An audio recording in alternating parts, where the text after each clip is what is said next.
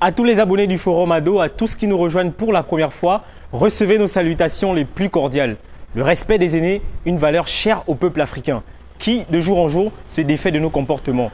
Au cœur de la problématique, les rapports entre adolescents ou sinon entre cadets et aînés. Et ce que nos amis les adolescents appellent le manque de air ou pour certains, le manquement. Je vais vous les présenter. Alors bonjour à tous. Bonjour. Bonjour. Comment ça va aujourd'hui? Ça va bien. Ça va bien. Je vais très bien. Formidable la matinée. Très bien, très bien. Bien Très ensoleillé, mais ça va, on est habitué. Alors nous parlons aujourd'hui du respect des aînés, du droit d'aînesse et je crois qu'on va peut-être commencer par présenter l'aîné du plateau. Monsieur Konga Stanislas, bonjour à vous. Bonjour. Merci d'avoir répondu présent à notre invitation. C'était un réel privilège d'être avec vous. Vous êtes philosophe, Oui, vous êtes écrivain et vous avez 2 livres à votre actif. oui. Éthique et écologie qui est en voie de parution et L'âme sœur, mythe et vérité qui est déjà disponible. Vous êtes spécialiste des questions morales et politiques. En effet. Questions morales, qu'est-ce qu'on peut entendre par là? Pour des questions en réalité qui touchent, comme on l'a dit tantôt, concernant notre thème, le respect, question des valeurs qui structurent notre vivre ensemble. Donc ça veut dire qu'après le numéro que nous faisons ensemble, certainement le plus grand nombre sera impacté. Je l'espère bien. Il y a moins en moins de personnes qui ont ces valeurs morales là, dans la société. Ben, la société bouge et quelquefois les valeurs aussi. Formidable. À votre droite, on a une charmante demoiselle, elle s'appelle Bouyouma Klein Samira. Bonjour à toi. Bonjour. Alors tu es en première année d'université, en tronc commun actuellement. Oui, exact. Tu comptes faire quoi dès l'année prochaine? L'année prochaine, il faudra, j'aimerais juste rendre deuxième année. Ok. Donc je serai toujours dans le tronc commun, je ne serai pas encore spécialisée. La spécialisation commence à partir de troisième année. Ah ben t'as du chemin toi. Après la troisième Mais année. déjà j'espère que tu t'es débarrassé des habitudes du lycée et tout. Oui, L'université c'est un autre monde. ouais. Alors face à toi nous avons un monsieur très élégant, il est en tenue pagne. Monsieur Makita Tétis, bonjour. Bonjour, monsieur. Comment tu vas très cher? Ah, je vais très bien, merci. Alors toi tu es étudiant en communication d'entreprise et institutions publiques. Oui, oui, en effet, je suis étudiant en communication des entreprises et des institutions publiques. Ça se passe bien? Voilà, ça se passe très bien, ça va.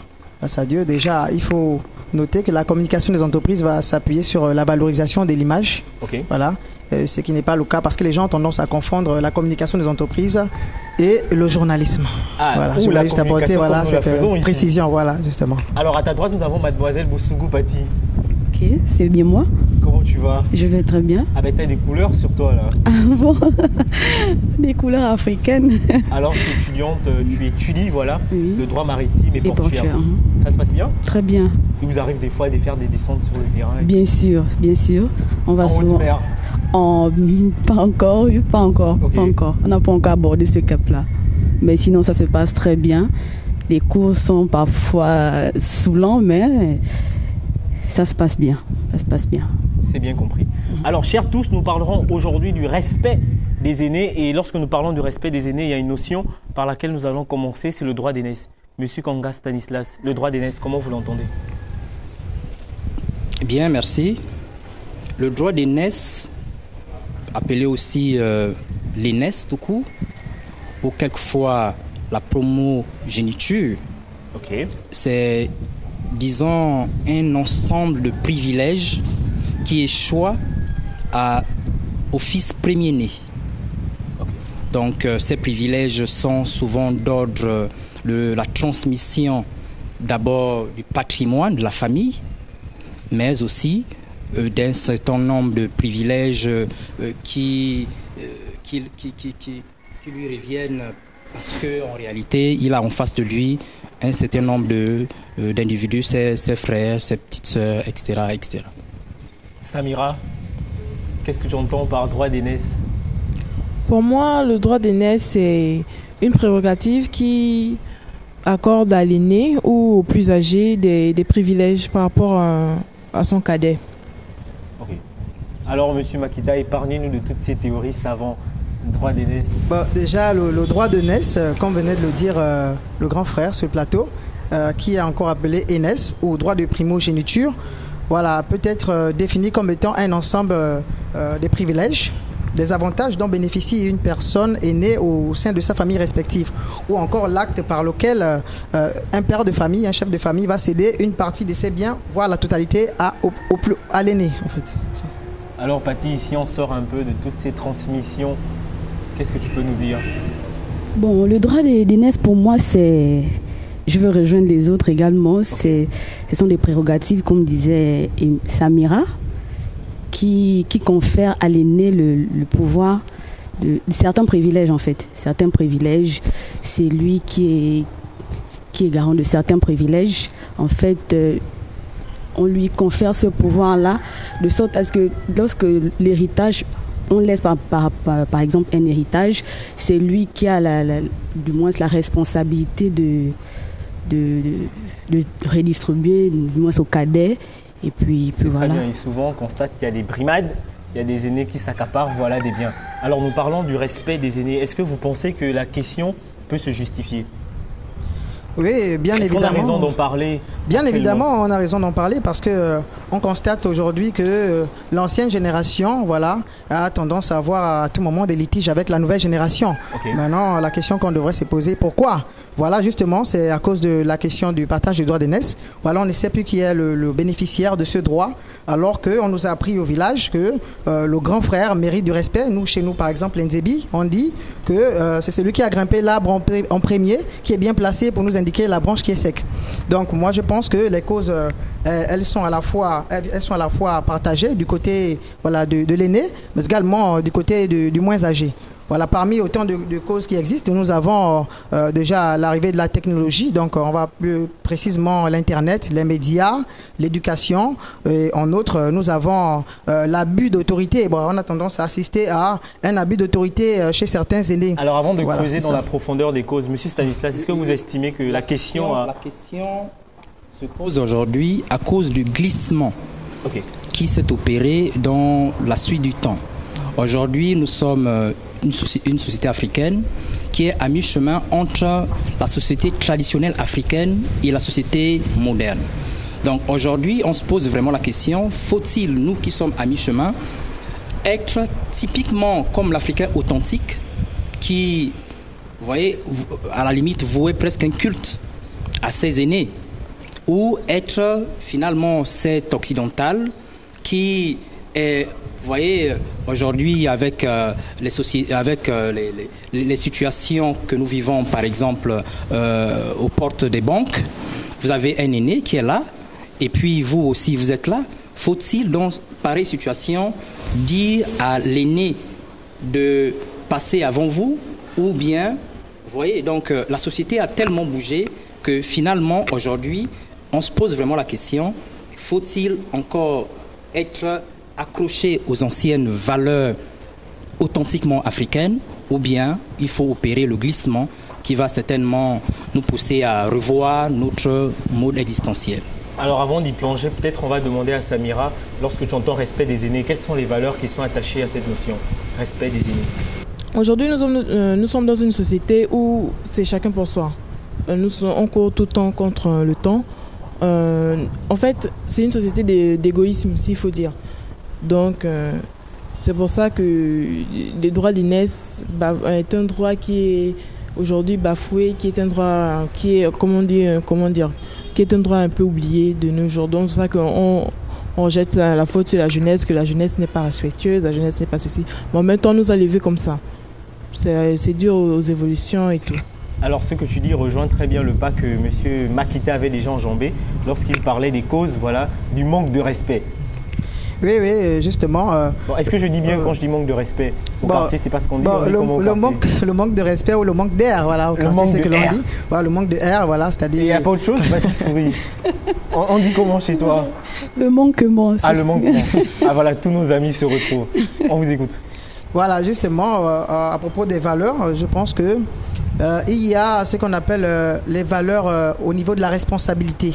C'est-à-dire que le droit d'aînesse défend clairement des valeurs liées à la responsabilité. Ça veut dire que l'aîné a une responsabilité vis-à-vis de son cadet, de telle sorte qu'il doit jouer le rôle de rassembleur, voilà, prodiguer des conseils, inculquer des valeurs issues du patrimoine culturel. Nous avons également des valeurs qui sont relatives au respect, comme le disait tout à l'heure. Et ce respect, il consiste en quoi? Monsieur Stan parlait tout à l'heure d'une situation dans laquelle on aurait un cadet et un aîné. Bon, ce respect consiste à céder la priorité à l'aîné. Voilà.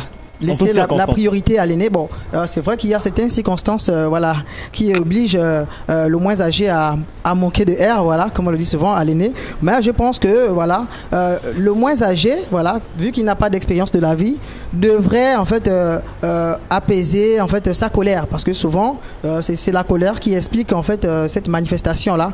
Donc ce stimulus là est souvent provoqué par la colère.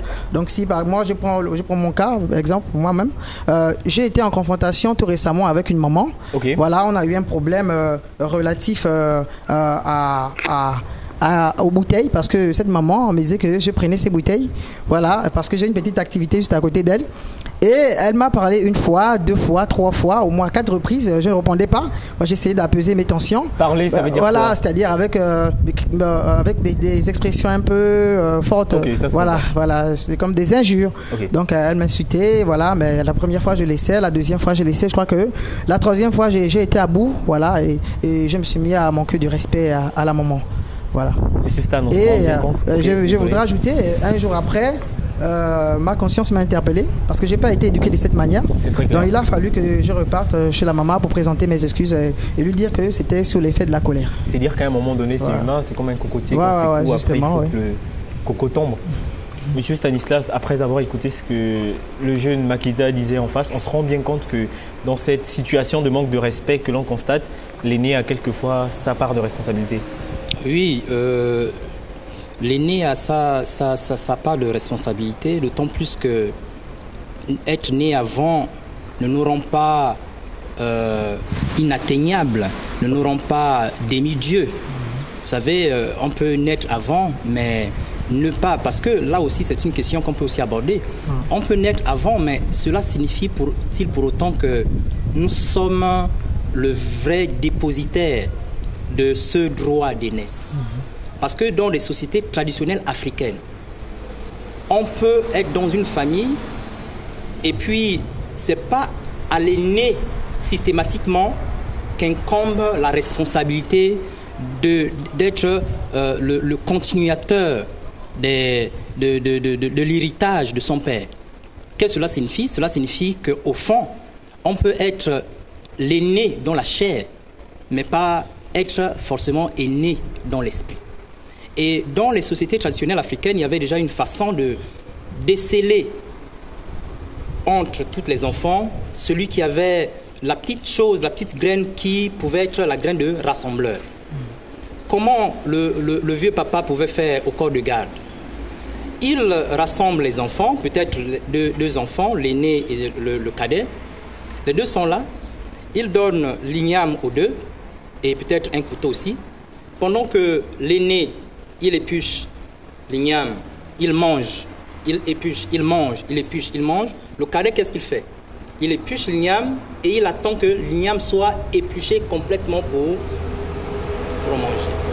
Donc vous voyez, là, pour le sage qui regarde, il sait que certes, l'autre, il est l'aîné dans la chair, mais il n'est pas forcément l'aîné dans l'esprit. C'est très clair. Et donc finalement, oui, on peut être aîné, mais pas forcément dépositaire des valeurs qui font finalement que le petit s'incline devant nous. C'est la situation que le jeune homme a vécue. Et puis, voilà, une maman qui se met à insulter son fils dans la rue. Mais à quoi vous pouvez vous attendre? Justement, quand vous posez cette question, je me demande si après cette émission, il n'y aura pas de représailles au quartier. Alors, dis-nous, Samira, tu parlais tout à l'heure des causes justement du manque de respect. Pourquoi les jeunes sont devenus si insensibles? On se rend bien compte qu'autrefois, lorsqu'on voyait une maman passer avec un poids lourd, c'était assez naturel de prendre le poids de la maman et l'accompagner, elle va, mais on ne voit plus ça. Samira, est-ce que c'est pas parce que tu restes sur ton téléphone à tout moment? Déjà, il y a exactement, c'est ça. Déjà, nous sommes, nous sommes omnibulés par la technologie. Ce qui veut dire que moi, quand je marche dans la rue, j'ai mon kit, j'ai mon téléphone. Et tu traverses la route avec le kit aux oreilles? Oui, je suis... Ok, ne fais plus ça après l'émission. Ok. Je suis constamment sur mon téléphone. Donc, je ne suis pas forcément interpellée par tout ce qui se passe autour de moi. Donc, déjà, il y a ça, il y a la technologie. Et puis, je dis, nous avons grandi comme ça. Parce que moi, quand j'ai grandi, c'est vrai, je dois respecter une maman. Je dois, comment dire, je dois l'aider dans les situations de tous les jours. Mais dans la société d'aujourd'hui, c'est difficile parce que une maman, tu viendras l'aider, elle va peut-être penser que tu es mal intentionné parce que tu veux, par exemple, la dépouiller ou bien autre chose. Bon, pour nous, les filles, c'est rare, mais pour les garçons, par exemple, c'est difficile parce qu'on dit que bon, il est sûrement un petit voleur qui va m'aider, qui va me voler et tout. En fait, on va dire que la société est très pervertie en ce moment et est très pervertie aujourd'hui. Donc, c'est difficile de prêter attention à ce droit d'aînesse aujourd'hui. Alors, Patty, qu'est-ce qu'on retient lorsqu'on parle des causes de l'irrespect en société? Bon, moi, je me dis que les torts sont partagés. Dans quelle mesure? Parce que en fait, les grands, du moins les aînés, les aînés ne savent plus occuper la place qui est la leur. En fait, les aînés, parfois, poussent à ce que les jeunes que nous sommes, nous leur manquions, n'est-ce pas, du respect. À certaines circonstances que tu te rends compte que tu es devant un aîné, mais les actes que l'aîné pose devant toi font que à un moment donné, tu te poses des questions, mais c'est quel mal. Lesquels sont, Patty? On a un aîné à notre droite, là. Je prends l'exemple de certains de nos professeurs. Ah oui, on a un enseignant à notre droite. De nos professeurs, par exemple. Alors, un jour, j'ai interpellé mon professeur en disant, monsieur, excusez, on est en train de prendre des notes, dicter son cours, on écrivait. Alors j'ai interpellé le monsieur. Monsieur, excusez-moi, c'est pas que je veux vous apprendre à faire votre métier, mais à un moment donné, il faut ralentir, c'est trop rapide et puis essayer de nous expliquer. Il y a des mots qu'on ne comprend pas et tout. Mais il m'a tonné dessus, il m'a hurlé dessus. Tu ne veux pas m'apprendre à faire mon travail. J'enseigne depuis tant d'années, depuis 97, il disait. Donc je connais mon boulot, je ne suis pas obligée de vous expliquer. Et par la suite, il ne s'arrête pas là. C'est comme ça que tes parents t'éduquent à la maison, du genre, les choses comme ça. Donc c'est par respect de l'aîné que je me suis tue. Parce que franchement, je voulais retorquer. Je voulais répondre qu'est-ce que mes parents ont à y voir là-dedans. Nous sommes en plein cours, nous sommes en salle de classe. Mes parents, c'est vrai, ce sont eux qui m'éduquent, ce sont eux qui m'inculquent certaines valeurs, mais quand même, je ne vois pas l'utilité d'introduire mes parents dans cette conversation. Monsieur Stan, il est vrai que c'est peut-être une situation subjective, mais vous, en tant qu'enseignant, vous côtoyez des lycées. Est-ce que ce n'est pas un genre de situation que vous rencontrez souvent avec des collègues, par exemple? Oui, bien malheureusement. Mais en même temps, il faut dire que c'est une question de personnalité. Ok. Autant on rencontre des gens qui sont très respectueux de ce qu'ils font d'abord comme travail, et respectueux aussi de ces jeunes gens à qui on donne des cours, des enseignements. Mais dans le fond, il faut dire quoi? Il faut dire que tout est fonction aussi de là où on vient. Là où on vient. Parce que même s'il est aîné, lui n'a pas été pétri dans ces valeurs-là. Vous voulez qu'il vous rende quoi? Presque rien du tout. Ok. Et je disais tantôt, le souci c'est lequel? Le souci c'est que nous sommes dans une société qui est à mi-chemin entre la modernité et les sociétés traditionnelles africaines. Et qu'est-ce qu'il a lieu de faire? Ce qu'il a lieu de faire, c'est interroger nos valeurs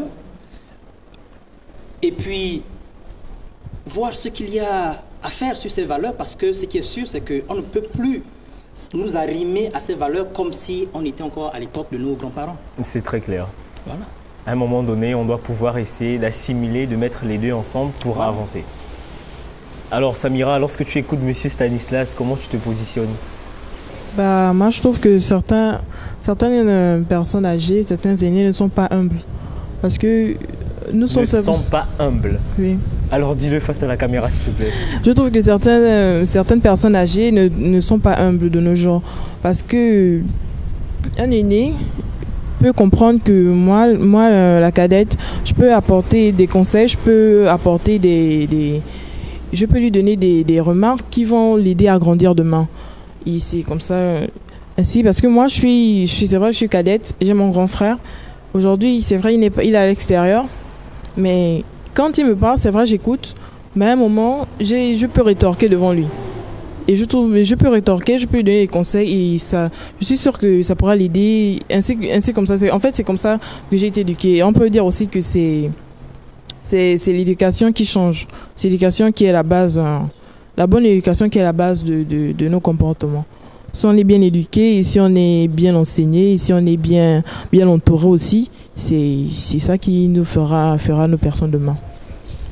Bon, déjà, moi je prône pour une réappropriation des valeurs. Okay. Avant, dans l'ancienne société, lorsqu'un jeune venait à manquer du respect à une grande personne, celui-ci faisait face à des malédictions au niveau de l'Afrique. C'est proprement à l'Afrique. Maintenant, si aujourd'hui les choses ont changé, voilà, je pense que c'est à cause de cette négligence-là et surtout à cause du phénomène d'exode rural, c'est-à-dire le fait que les jeunes se sont déplacés du village pour l'espace urbain pour des raisons d'éducation ou parfois même pour le travail, la quête du travail, a occasionné en fait ces pertes en fait des valeurs culturelles. Donc moi je pense qu'aujourd'hui ce que les aînés devraient faire, c'était organiser des réunions de famille où on devait inculquer en fait à nos jeunes la notion du droit d'aînesse. Voilà, pour ne plus qu'on se retrouve face à ces situations-là. Et lorsque tu le dis, je pense à quelque chose. Lorsqu'on parle d'irrespect, de manque de respect en milieu sociétal, est-ce que le problème ne vient pas depuis la famille? Ce manque de communication entre parents-enfants. Monsieur Stan, vous êtes enseignant, mais je crois que vous êtes aussi quelque part parent. Est-ce que vous estimez que le manque de communication de parents et enfants n'est pas une raison parmi tant d'autres? Bien sûr, la base de la société en elle-même, c'est d'abord la famille aussi. Ok. Et vous voyez... Là, nous sommes au Gabon, à Libreville particulièrement. Vous n'êtes pas sans savoir que dans certains établissements de Libreville, on a des élèves qui se poignardent. Ok. Mais au niveau du lycée, avec l'instruction civique qu'on donne, avec les leçons de morale qu'on donne, etc., il se trouve que c'est insuffisant parce qu'il y a l'éducation de la maison et l'éducation de la rue. Donc, si à la base déjà, au niveau de la maison, si les parents pouvaient déjà faire leur travail, communiquer suffisamment avec les enfants, faire passer un certain nombre de valeurs, je pense que c'est un grand pas. Alors, Monsieur Konga, si vous me permettez, vous êtes enseignant et vous côtoyez des élèves au jour le jour. Et si vous me permettez, il y a des élèves avec qui vous êtes de la même génération, partant du postulat selon lequel la génération, c'est une fourchette de 10 ans. Alors, comment vous vous comportez face à eux en dehors du cadre de la salle de classe, par exemple? Quel est le rapport que vous entretenez? Parce que vous n'êtes pas censé ignorer que la familiarité peut parfois emmener au débordement. Ah oui. D'abord, même dans la salle de classe. Dans la salle de classe. Même dans la salle de classe, il y a une attitude que l'enseignant doit pouvoir adopter. Il y a certainement des enseignants qui estiment que l'une des façons pour imposer le respect, c'est quelquefois une forme de dictature. Mais déjà même dans la salle de classe, il faut inviter déjà ces élèves-là à se rendre compte que le rapport déjà entre l'aîné qui est l'enseignant et les élèves qui sont là, qui sont de plus en plus jeunes, qui les sont enseignants. Aujourd'hui, qui sont de plus en plus jeunes, que le rapport s'impose dans le fait déjà que celui qui est en face se respecte déjà lui-même. Okay. Et je vous assure, il serait très difficile à un élève, à un cadet, de manquer de respect à son aîné qui véritablement respecte son cadet. Maintenant, dans mes rapports avec mes anciens apprenants, il y en a qui sont devenus mes amis. Ok.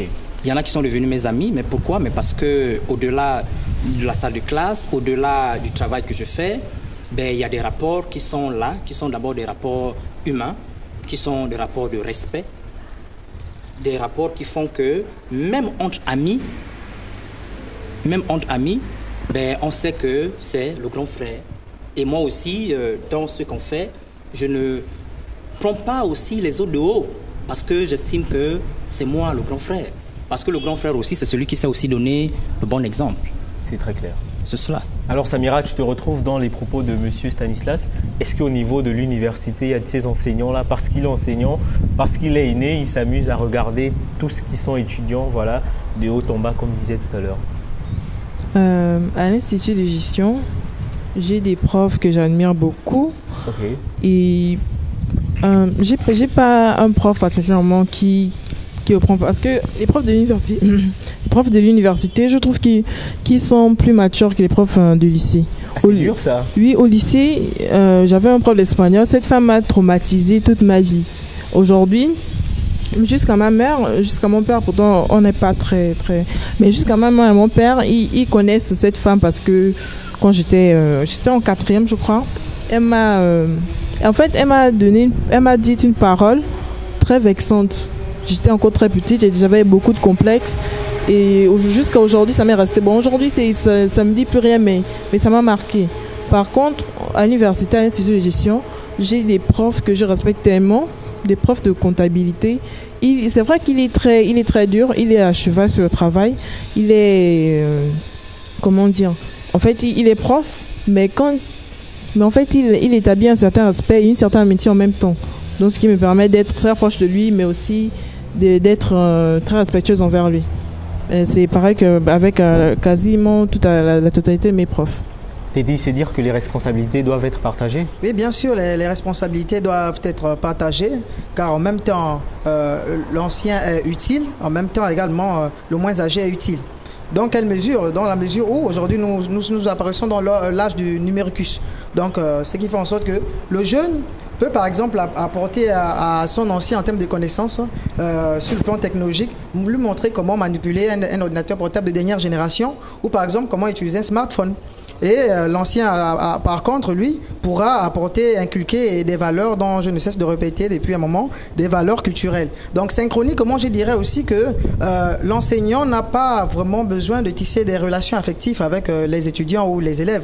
Pourquoi? Parce que cela peut fragiliser, en fait, la relation et voilà, les enseignants, les étudiants ou les élèves vont penser que voilà, l'enseignant, c'est mon ami, etc. Il pourra me mettre des points, etc. Et ce n'est pas une bonne chose pour moi. Je pense que voilà, il n'est pas bon, pour contredire à ceux que notre grand frère disait tout à l'heure, qu'un enseignant puisse tisser en fait des relations affectives avec des étudiants ou des élèves.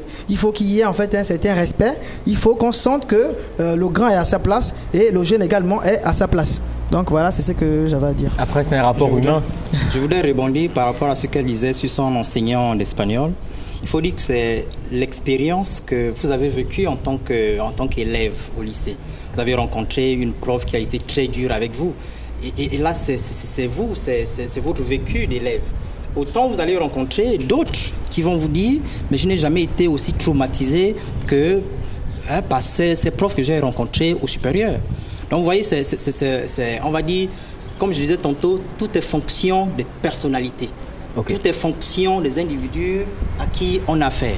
Autant dans les lycées et collèges, on peut rencontrer des profs qui font très bien leur travail avec vraiment dévouement, avec respect des apprenants. Autant on peut aussi rencontrer ce genre d'enseignants au supérieur. Autant on peut aussi rencontrer des profs, on va dire, qui traumatisent au supérieur. Autant on peut en rencontrer au lycée ou vous voyez, jusqu'à l'école primaire d'ailleurs. Il s'appelle Monsieur Fadikpe, bienvenue. Nous l'avons enregistré dans sa cuisine. C'est un confrère béninois et il a accepté de nous accorder cette interview. On va l'écouter.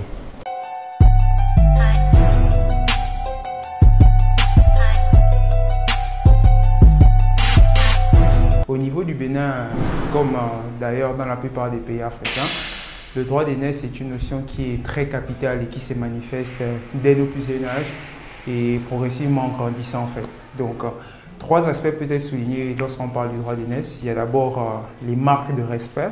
Donc, lorsque tu t'adresses à un aîné, tu ne peux pas le regarder dans les yeux. Lorsque tu salues un aîné, donc c'est toujours le jeune qui salue l'aîné. Et aussi, lorsque tu veux saluer un aîné, tu dois toujours marquer une petite inclinaison, certainement pour signaler qu'il est d'un niveau un peu plus supérieur à toi. Deuxièmement, le droit d'aînesse aussi va avec une certaine autorité. Donc, lorsqu'on s'adresse à l'aîné, il faut toujours faire attention à nos paroles, à notre intonation, à notre manière, en fait, à notre gestuelle, toujours pour marquer ce respect, en fait, envers l'aîné. Et bien entendu, il y a des avantages qui vont avec. On ne peut pas s'asseoir avant un aîné, donc lorsqu'on est à une entrevue, c'est l'aîné qui prend la parole en premier, c'est l'aîné qui prend les décisions et c'est l'aîné en fait qui dirige la famille. Donc si on se retrouve dans un regroupement, donc c'est à l'aîné de donner le sens du débat et des échanges pour pouvoir permettre une avancée dans les meilleures conditions. Donc le droit d'aînesse, c'est un peu comme l'aîné, c'est le chef, donc c'est lui qui prend les décisions, c'est lui qu'on écoute en fait et c'est lui qui dirige la famille. À la question de savoir ce qui se passe lorsqu'un cadet donc manque de respect à un aîné, donc pour répondre à cette question, je vais vous raconter ma petite histoire. Donc c'est quelque chose qui est arrivé lorsque j'étais beaucoup plus jeune et en fait on était allé en voyage avec mon père pour la première fois au Bénin. Et dans les coutumes familiales, nous sommes censés appeler toutes les personnes, donc les hommes qui sont plus âgés que nous, donc nos papas, quand on ne les connaît pas en fait, et nos mamans en fait, toutes les dames, donc les femmes qui sont plus âgées que nous en fait. Et moi, c'était une notion que je n'avais pas. Et donc, lorsqu'on était arrivé au niveau du Bénin, un jour, une sœur à mon père en fait, donc une amie est venue lui rendre visite. Et elle m'a appelé, elle a interpellé en fait en lui disant que voilà ton fils qui passe là-bas. Et moi je l'ai directement rectifié en lui disant non, je ne suis pas son fils en fait, je suis le fils à son frère. Et ça avait créé vraiment un tollé général, reproche sur reproche, réunion de famille sur réunion de famille, conseil sur conseil, pour dire qu'il ne faut jamais manquer de respect à un aîné, il faut toujours considérer toutes les femmes qui sont plus âgées que soi comme étant nos mères en fait, de même que pour nos pères en fait. Donc pour dire qu'il y a un certain nombre de règles en fait qui sont attachées au droit d'aînesse qu'on applique de manière coutumière et lorsqu'on ne les respecte pas en fait d'une certaine manière, on va être marginalisé en fait dans la société. Donc c'est un peu ça, tout va du blâme, n'est-ce pas, du reproche, du conseil, n'est-ce pas, à un désintérêt total en fait de la famille à ta situation.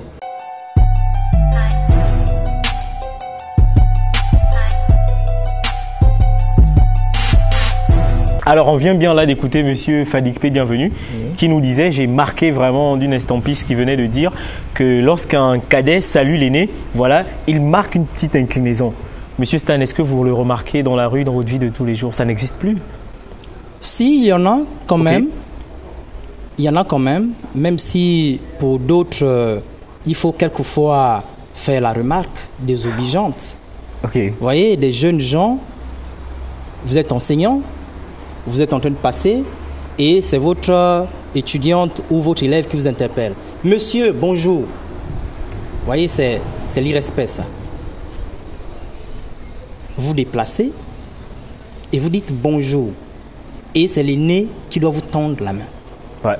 Et pendant que vous dites à l'aîné qui est en face, monsieur, bonjour, vous avez des lunettes noires et vous avez une casquette. On a même du mal à vous reconnaître. C'est peut-être optique, comme pour Samira? Vous voyez, des lunettes noires qui n'ont rien d'optique. Ok. Donc, vous voyez, dans la question du droit d'aînesse, il y a aussi des attitudes qu'on doit pouvoir afficher vis-à-vis de l'aîné. Dans nos sociétés traditionnelles, même quand la femme vient servir de l'eau, même quand la petite sœur vient servir de l'eau à son aîné, mais il y a une attitude. Et l'attitude en question témoigne du respect qu'on affiche vis-à-vis de son aîné.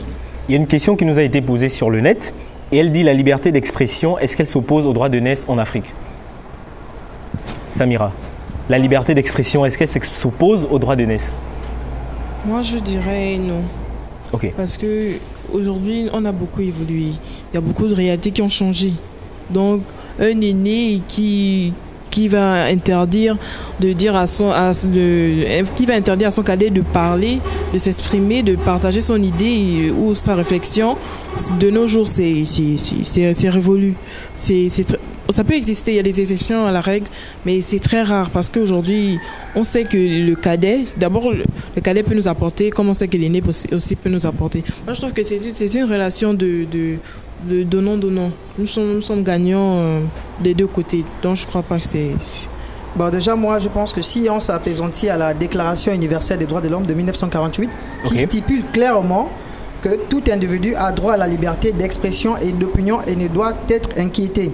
Cela signifie simplement que dans nos réunions de famille, on devrait donner la parole à tout le monde. C'est-à-dire que le petit soit très jeune, il a droit à dire quelque chose sur l'événement qui a certainement lieu dans la famille, afin de contribuer au bon fonctionnement, au bon déroulement de la manifestation. Donc la liberté d'expression ne peut pas s'opposer au droit d'aînesse. Donc pour moi, le droit d'aînesse va avec la liberté d'expression. Patty, Okay, en famille, quand l'oncle a parlé, est-ce que toi tu dis mot? Mais ça dépend. Il faudra d'abord que l'oncle en question me donne la parole. Si tu ne le fais pas, tu ne parles pas. Mais non. Même si c'est une question qui engage la famille. Même si c'est une question qui engage la famille. Parce que c'est en pleine réunion de famille, l'aîné est en train de parler. Même si tu as ton point de vue à donner, tu ne vas pas te lever comme ça et dire que, écoutez, j'ai quelque chose à dire. Okay. Non, il faudrait qu'on t'octroie d'abord la parole et puis tu dis... et puis c'est la manière aussi, la manière avec laquelle tu véhicules ton message. C'est un peu ça. Le respect, c'est quelque chose qui est inné d'abord en nous. C'est d'abord inné, c'est la nature. La bienséance voudrait que tu respectes ton aîné. C'est une question de bienséance d'abord. Donc, je ne peux pas me lever comme ça en pleine réunion et dire que je vais prendre la parole sous prétexte que j'ai une liberté d'expression qu'il faudrait que je fasse valoir. Donc, c'est pas possible. Liberté d'expression et droit d'aînesse. Je dirais que les deux ne vont pas forcément ensemble. C'est très clair. Les deux ne vont pas forcément ensemble. Et même si les deux devaient aller ensemble, il faut étudier les modalités de la liberté d'expression. Parce que si on dit liberté d'expression, mais c'est comme si finalement on est en train de dire la vie du médecin compte autant que la vie du patient. Ouais, quelque part. Si c'est l'aîné, c'est que sa parole est dense. Même d'un certain point de vue, vous pouvez même croire qu'il est en train de se tromper. Mais c'est à l'avenir que vous allez vous rendre compte qu'il avait raison. Et là, ça me donne envie d'introduire une citation de monsieur Amadou Ampateba qui disait « Lorsqu'un vieillard meurt, c'est toute une bibliothèque qui brûle. » En Afrique, a-t-il précisé, est-ce que c'est dire que tous les vieux sont sages? Ben, tous les vieux ne sont peut-être pas sages, mais quand on est vieux, on est quand même riche d'une certaine expérience qui peut intéresser le jeune. Bon, déjà, moi, je voulais revenir sur ce que mon grand frère disait tout à l'heure, sur l'exemple relatif aux médecins et aux malades. Moi, je pense que le malade a son mot à dire dans le type de soins qui sera mis à sa disposition. Par exemple, si j'avais un cancer du pied et qu'on devait m'amputer le pied pour que je puisse certainement survivre, et moi, je ne voulais pas vivre sans mon pied, je pourrais dire au médecin de ne me couper pas mon pied parce que j'ai besoin de mon pied. Donc, je crois que c'est vraiment discutable.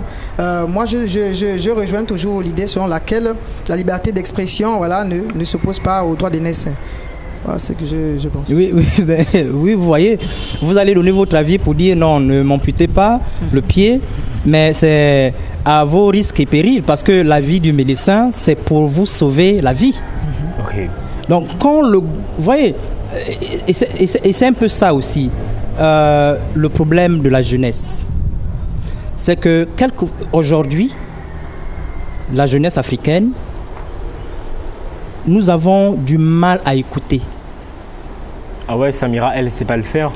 Nous avons du mal à écouter. Quelquefois, la personne n'est même pas encore allée au bout de son plaidoyer. Déjà, vous voulez manifester, vous voulez montrer que moi aussi j'ai des choses à dire. Vous voyez? Donc, oui, le droit d'aînesse devait pouvoir aller de pair avec la liberté d'expression, mais même quand j'ai des choses à dire, il y a aussi la manière de dire. Il y a aussi une manière de dire. Et vraiment, j'insiste sur l'idée que combien même l'aîné semble avoir tort, mais ça peut être seulement quoi?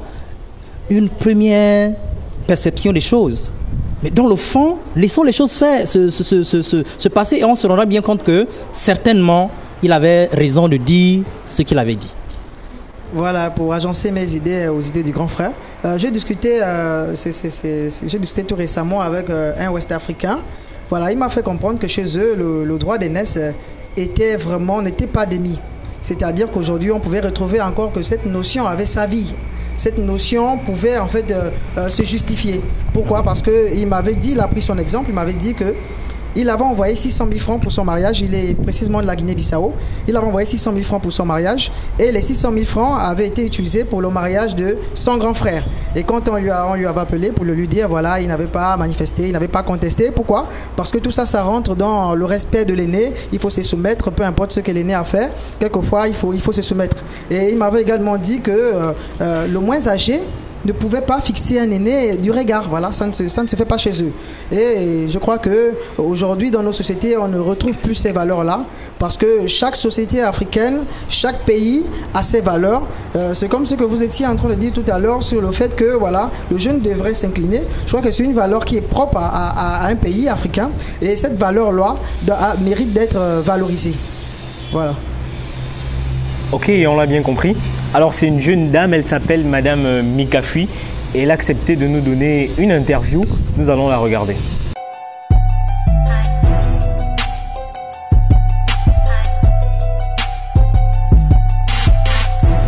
Et la question de l'égalité entre hommes et femmes se pose, je pense, avec le féminisme, bien entendu, puisque c'est le but que vise ce mouvement. Et cette égalité, on parle d'égalité en droit, parce que c'est vraiment une égalité sur le plan juridique, sur le plan des droits humains que vise cet ensemble d'actions que nous menons.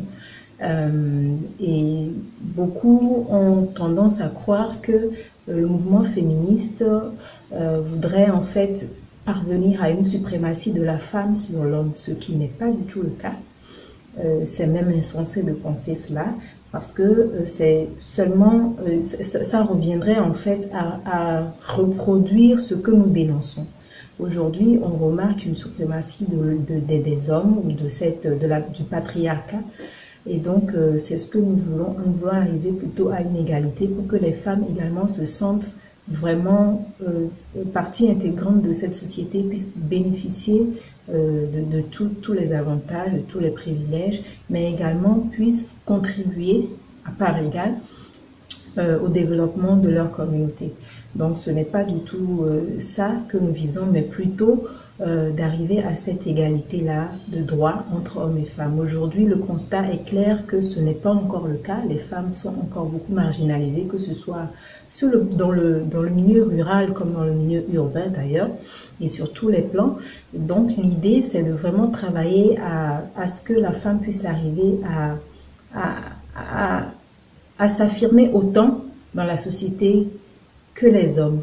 Et je pense que lorsque nous arriverons à cet état de choses, nous n'entendrons peut-être même plus parler du 8 mars, ou alors ce serait plutôt une occasion de se réjouir pour tout ce que nous avons pu obtenir comme droit et comme avancée. Et je pense que c'est vers là que nous devons tendre aujourd'hui en tant que féministes, en tant que personnes engagées pour les droits des femmes.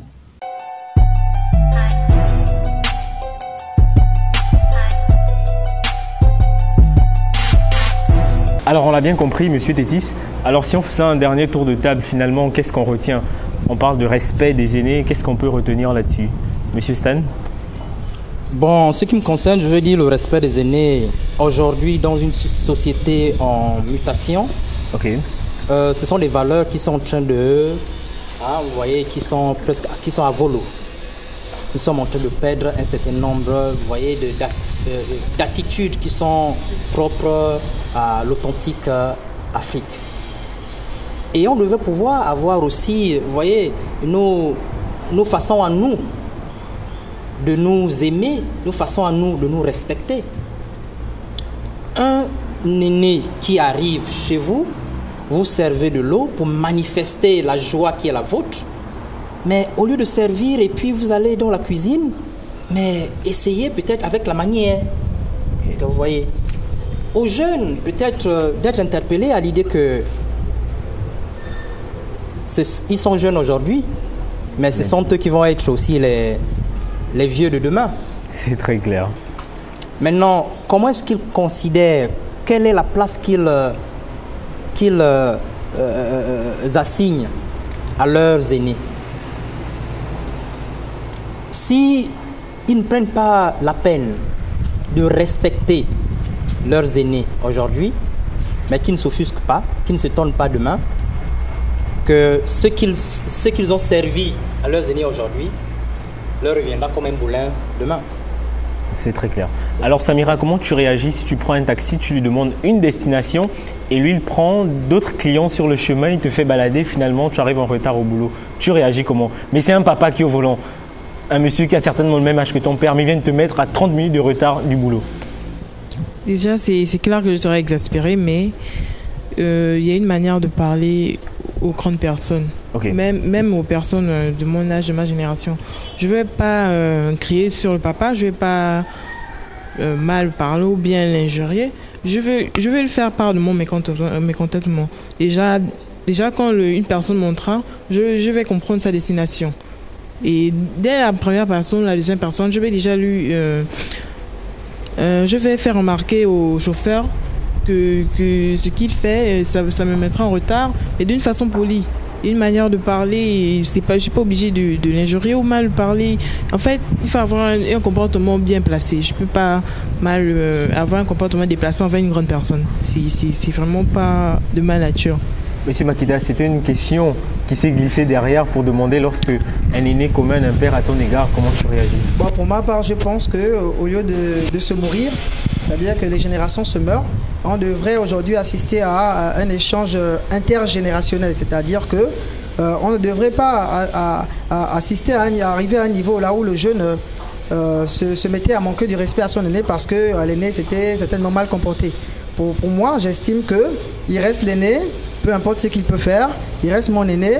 Je peux peut-être un autre jour lui faire ce reproche-là, mais je ne suis pas obligé de crier sur mon aîné, je ne suis pas obligé de l'insulter, mais je peux parler calmement à ton baissé, voilà, pour ne pas que cela stimule en fait un problème lié à l'irrespect. Okay. Voilà. Boussougou Pati, qu'est-ce qu'on retient? Pour ma part, je dirais simplement que l'aîné doit occuper la place qui lui est due. Le respect, ça se mérite. Okay. Le respect se mérite. Et puis, si tu me respectes, automatiquement, je te vaux aussi du respect. C'est vrai que tu restes mon aîné. Et puis, il y a des aînés qui prennent toujours tout au premier degré. C'est-à-dire que tu n'as forcément pas l'intention de le heurter, mais il va se mettre dans tous ses états parce que tu lui aurais répondu. D'après lui, quand il parle, tu n'as rien à dire. Il parle, c'est lui l'aîné, peu importe que ce soit devant X ou Y, il a parlé, c'est lui l'aîné et tu dois te taire. Puis voilà, le respect, ça se mérite. Tu me respectes, je te respecte. Alors nous, on fait un tour à Lomé et là tout de suite dans notre rubrique Les mots d'ailleurs.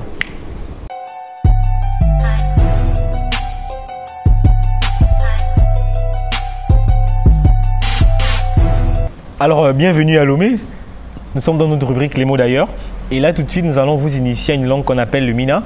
C'est une langue qui a environ 35 000 locuteurs. C'est une langue qu'on retrouve au Togo, qu'on retrouve au Bénin, dans la province du Mono. Voilà. Et Monsieur Konga, pouvez-vous vous essayer, s'il vous plaît? Eh bien, je laisse la part belle aux jeunes, peut-être après vous. Alors Samira, tu disais tout à l'heure qu'il n'y a pas d'aîné humble. Monsieur est humble, après toi. Bubusi Osona, avec toi les amis. A titi wo, be bubweme, les gapopo dekpeme. Maou nera. Alors, Monsieur Makida, regardez l'écran par là-bas. Bubusi Osana, Akbetor, les Ametitiwo, Bebubweme, les Gapopo, Dekpeme, Moamneba, Africa, Wimbo. Ah, c'est même mélange de beaucoup de choses, Monsieur Makida. C'est compliqué. Pati, tu vas t'essayer? Je vais m'essayer. Bubusi Osana, Akbetor, les Ametitowe, Titiwo, Be Bubume, les Gapopo, Dekpeme, Mawana, Ira, Africa, Vimio. Bubusi osona agbeto le ametitio bobubume le gapopo de pepeme maunira Africa Vio. Le respect des relations humaines réside dans le respect des aînés en toutes circonstances. Nous partons tout de suite dans notre rubrique Entre nous avec Maroussia.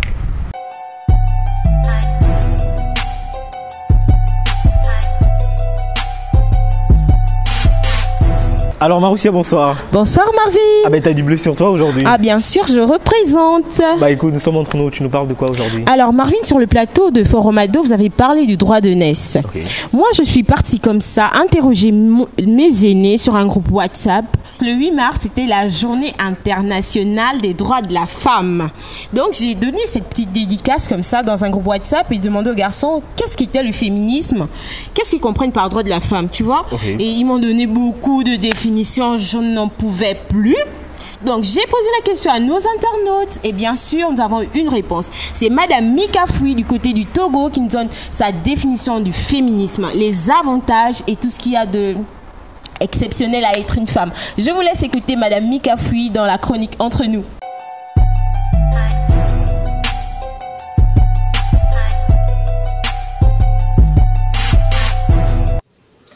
Ma vision du féminisme, pour moi, c'est un ensemble de synergies, d'actions qui a pour but final d'œuvrer pour la promotion et l'atteinte de l'égalité entre hommes et femmes sur tous les plans, social, culturel, juridique, etc.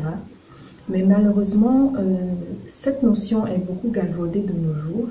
Et elle tend même à prendre un sens péjoratif dans le sens où lorsqu'on parle d'une femme féministe, on a tendance à croire que c'est cette femme-là qui est aigrie, qui rejette un peu sa frustration sur le monde, sur la société, et qui, entre guillemets, veut un peu tuer tous les hommes sur cette terre. Je pense en fait que c'est venu du fait que l'accent a un peu été trop mis sur ces mouvements-là de féminisme qui sont un peu trop radicaux. Et donc les gens ont tendance à croire que le féminisme se résume à ça et ça nous déplace un peu, ça nous éloigne un peu du vrai débat.